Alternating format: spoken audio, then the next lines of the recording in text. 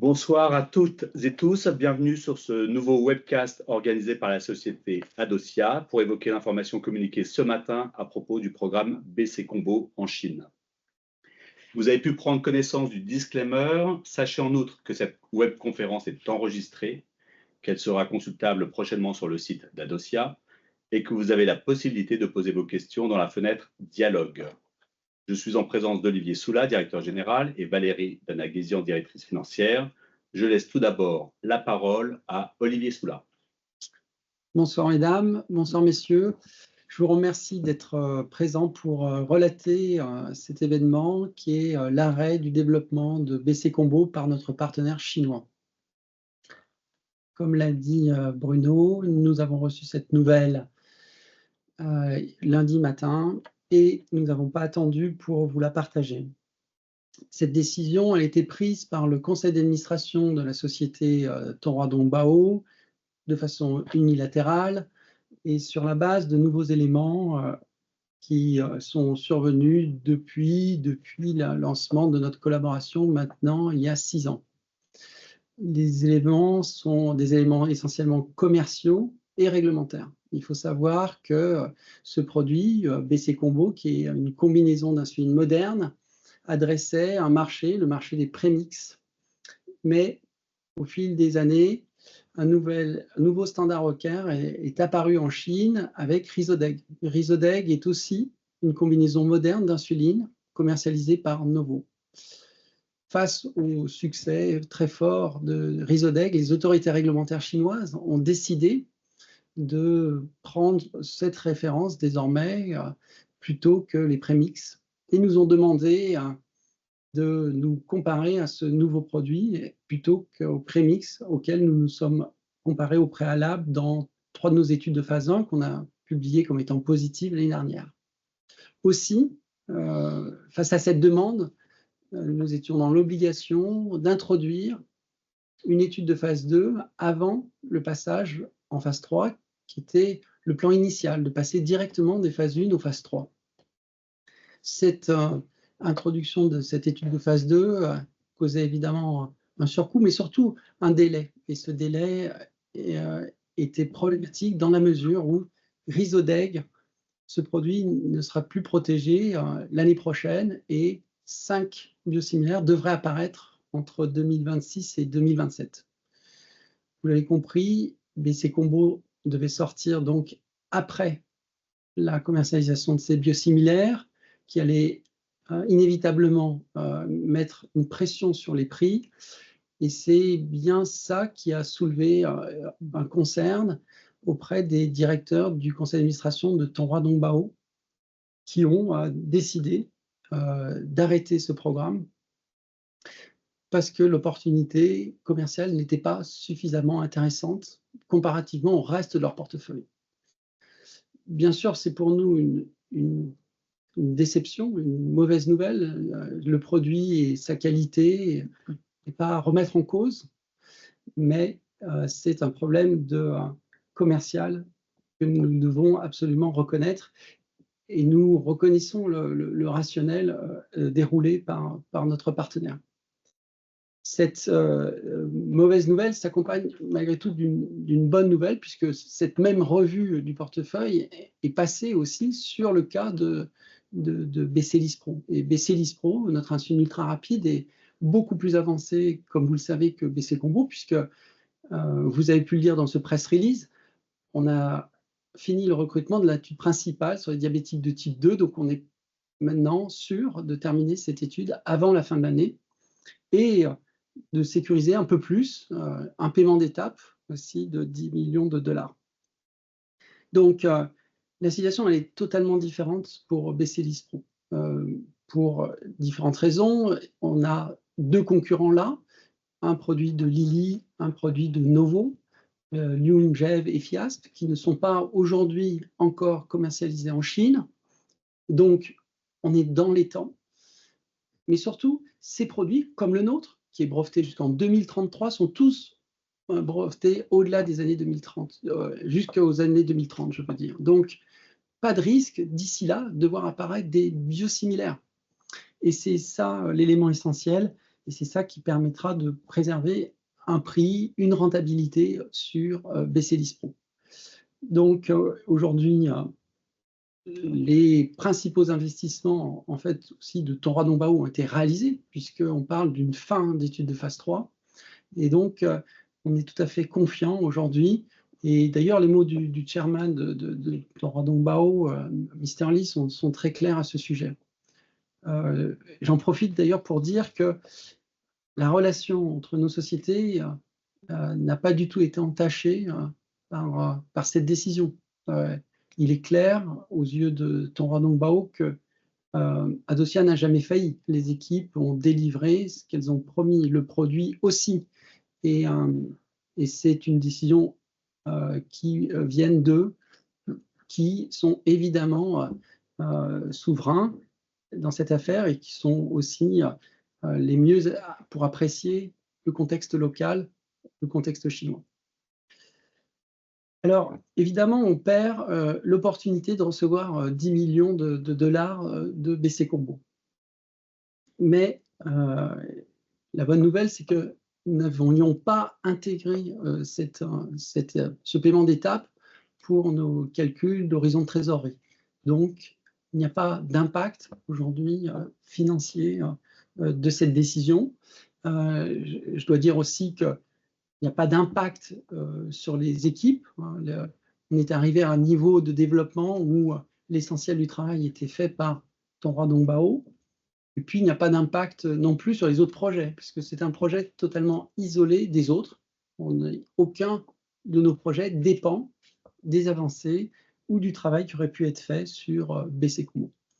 Donc, c'est un impact, somme toute, limité sur la société qui, vous savez, a aujourd'hui d'autres projets de croissance avec M1 toujours en discussion avec Sanofi, avec la technologie Adoshell, Highlight pour la thérapie cellulaire pour guérir du diabète de type 1. Donc, évidemment, c'est une déception pour BC Combo, mais aussi, c'est aussi une satisfaction de voir Tonroi-Dombasle s'affirmer comme très motivé à nos côtés pour faire de BC-Lispro un succès.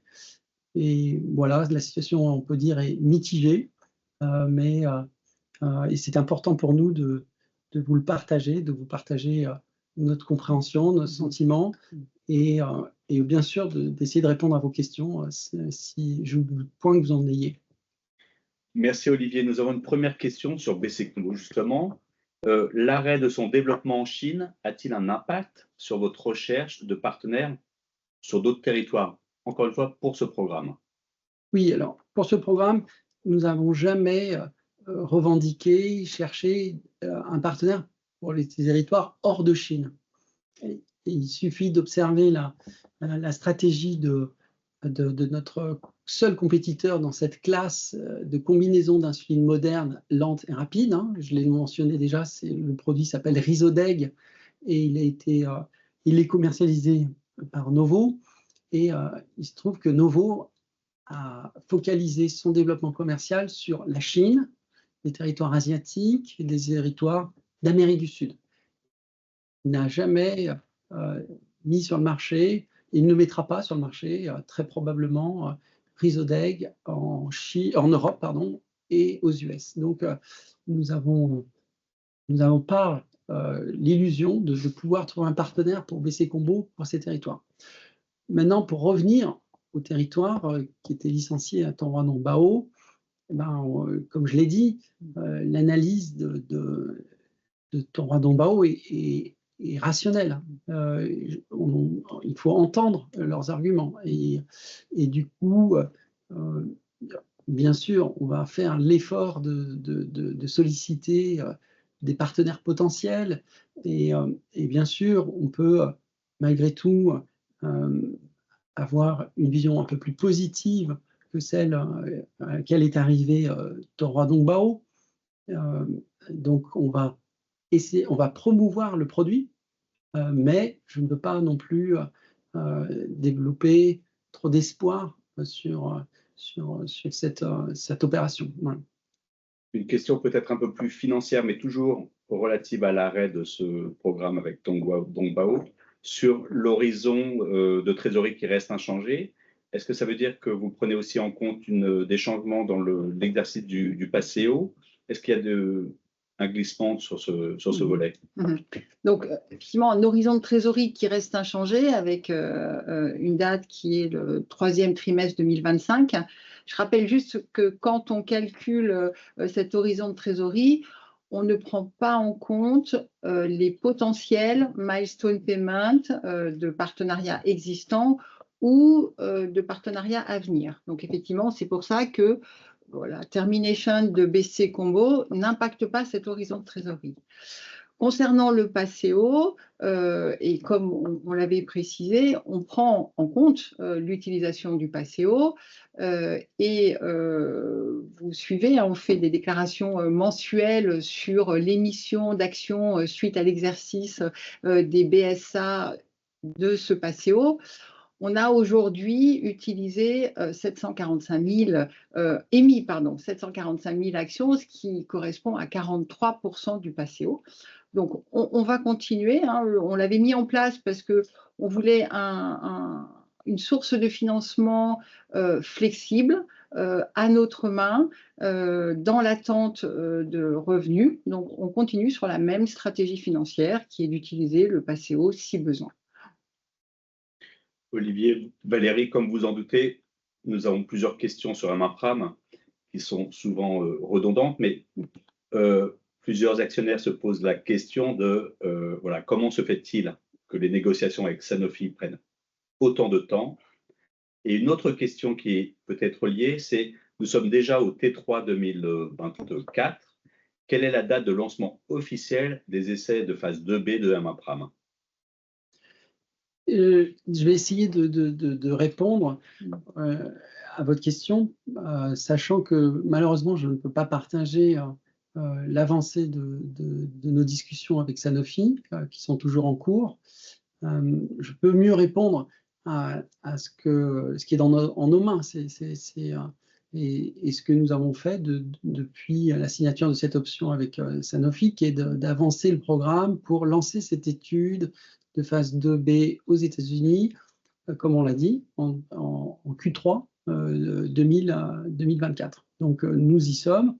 Nous avons fait d'ailleurs, et nous l'avons dit précédemment, les lots cliniques pour cela, le design des études cliniques, les sélections des CRO, et contractualisation de tout ça. Et bien sûr, nous ne pouvons pas, et ce n'est pas budgété aujourd'hui, lancer cette étude qui a un coût très significatif et qui doit être supporté dans le cadre de ce partenariat, donc qui doit être financé par ce partenariat. Donc j'espère que nous lancerons cette étude dans ce trimestre, mais évidemment, c'est attaché à une condition sur le partenariat. Donc, je ne peux pas malheureusement vous en dire plus. Une question pour Valérie. Pourquoi les titres créés pour les différents tirages de PACEO appartenant à Vester Finance n'ont-ils pas généré d'annonce de seuil de dépassement? Très simple. Les titres et les actions qui sont émises dans le cadre du PACEO sont aussitôt revendues sur le marché. Donc clairement, ne viennent pas renforcer la position de Vester Finance qui aujourd'hui nous avait donc envoyé une déclaration de franchissement de seuil à 10%, mais avant la mise en place de ce PACEO. L'utilité du PACEO, c'est justement d'émettre des titres et ensuite de les revendre sur le marché. Une question sur BC Pro. Quand pensez-vous que Tonghua Dongbao peut commercialiser ce produit ou demander la mise sur le marché? Et quand pensez-vous recevoir les royalties prévues pour cette fin d'année et les étapes suivantes? Alors, BC Pro, comme je le disais, l'étude de phase 3 va se terminer en fin d'année. Il faut analyser évidemment ces résultats pour finaliser un rapport et de demande de soumission, une soumission, je veux dire, pour une approbation sur le marché chinois. et nous comptons réaliser cette soumission dans le milieu de l'année prochaine. Et après, il faut compter encore 1 an pour avoir une approbation et donc pouvoir commercialiser le produit. Donc, on va parler de 2026. On ne peut pas être vraiment précis sur la date.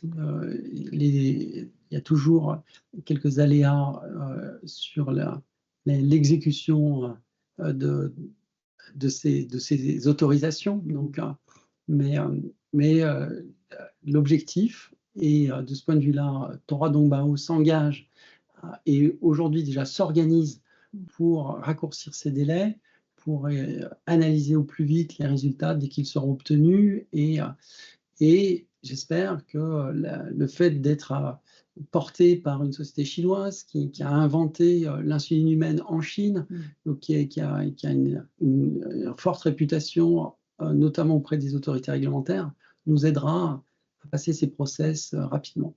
Et justement, sur le calendrier des encaissements de milestones potentiels liés à ces étapes. Alors, on communique sur le premier milestone, le prochain milestone, hein, donc les 10 millions de dollars à l'issue de la fin. Je crois que ça avait déjà été communiqué et il y a avec l'approbation un milestone et après des royalties. Et après des royalties à double chiffre. Voilà ce qu'on a communiqué jusqu'à présent. Une autre question concernant Vester. Doit-on comprendre que Vester, justement, ne peut pas garder des titres du PACEO? Il ne peut pas, il pourrait, mais ce n'est pas l'objectif du PACEO. L'objectif du PACEO, c'est de revendre les titres sur le marché. Mais l'objectif du PACEO, c'est une ligne de financement en actions. Et donc, évidemment, ces actions vendues, à ce moment-là, alimentent notre trésorerie. Donc, c'est bien le principe du PACEO. Donc, le PACEO n'est pas destiné à Vester Finance à monter au capital. Un actionnaire nous demande si aujourd'hui M1 Pram est une source de coûts. Est-ce qu'il y a des coûts associés aujourd'hui sur ce programme? Et si le lancement de la phase 2B devait être décalé de plusieurs mois, est-ce que cela peut avoir un impact sur votre trésorerie globale? Donc oui, c'est une source de coûts, hein, puisqu'on travaille activement à la préparation de ces études de phase 2B, comme je le disais. Et du coup, le coût exceptionnel de l'exécution de la phase 2B, lui, devait être supporté par le partenariat. Mais tout ça, évidemment, est budgété et tout ça fait partie de notre horizon de trésorerie, est un élément de notre budget, bien sûr. Alors, toujours une question sur M1 Pram. Un actionnaire a noté que vous aviez, il y a peu de temps, exprimé qu'il y avait peut-être un plan B si vous ne deviez pas signer avec Sanofi. Est-ce que vous confirmez? Je préfère ne pas commenter cette question. Merci. Alors, une question plutôt d'ordre de l'organisation de la société. Le recrutement d'un directeur des opérations annoncé récemment. Qu'est-ce qu'on peut attendre de cette annonce? Pourquoi ce recrutement durant cette période? Eh ben, ce recrutement, il participe du projet, comme on l'a annoncé, de transformation de la société. Hein, et vous voyez que notre portefeuille avance. Et on parle de late stage development pour M1 Pram. Développer un produit comme ça en phase 2B avec des phases 3, des phases 2B aux États-Unis. Et évidemment, c'est des coûts certains, importants, c'est des process complexes et c'est vrai que c'est une véritable opportunité d'avoir rencontré Mathieu William Gilbert qui amène du professionnalisme dans ces process. On voit bien l'importance de la qualité d'exécution, de la vitesse d'exécution. Hein. Ce soir, on est venu parler de BC Combo qui, quelque part, arrive après la bataille. Donc, il est très important pour nous de bien faire attention et d'être efficient, de faire de belles innovations, mais aussi de les réaliser dans des temps le plus court possible. Alors, une autre question, cette fois-ci sur Prameline thérapeutique. Il nous est demandé d'expliquer de manière rapide et succincte votre motivation dans la création de cette société. Bah là, on ne va pas non plus pouvoir beaucoup commenter, je suis désolée, mais ce qu'on peut dire, c'est que c'est une des options qu'on a étudiée, qu'on analyse. Vous l'avez, je crois, tous décodé, pramuline, insuline et pramuline, donc dans le cadre du projet M1Pram et de la structuration qu'on travaille. Voilà, c'est une des options.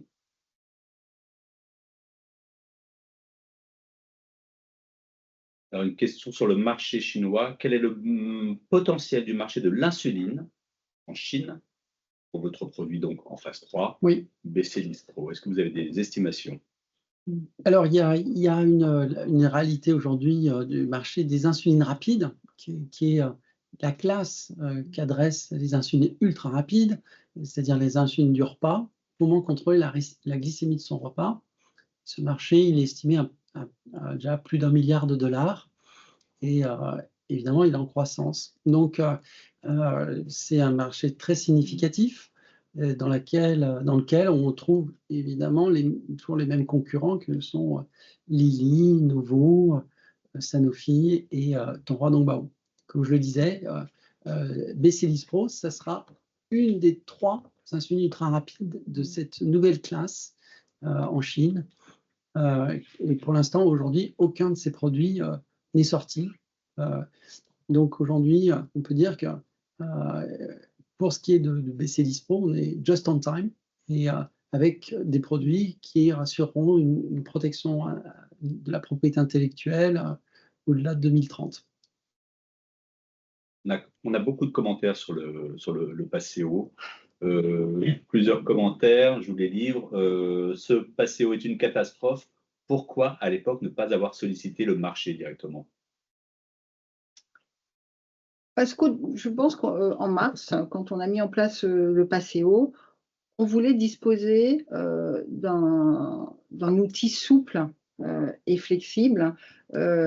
Donc là, on a réservé 1,7 million d'actions donc pour cette ligne de financement qu'on utilise en tant que de besoin.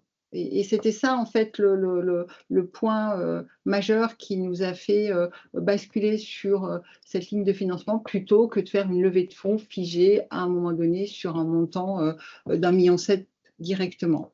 Donc, et ça fonctionne bien, ça a bien fonctionné depuis mars et on est content puisqu'on vous dit, on a fait 48% de la ligne globale.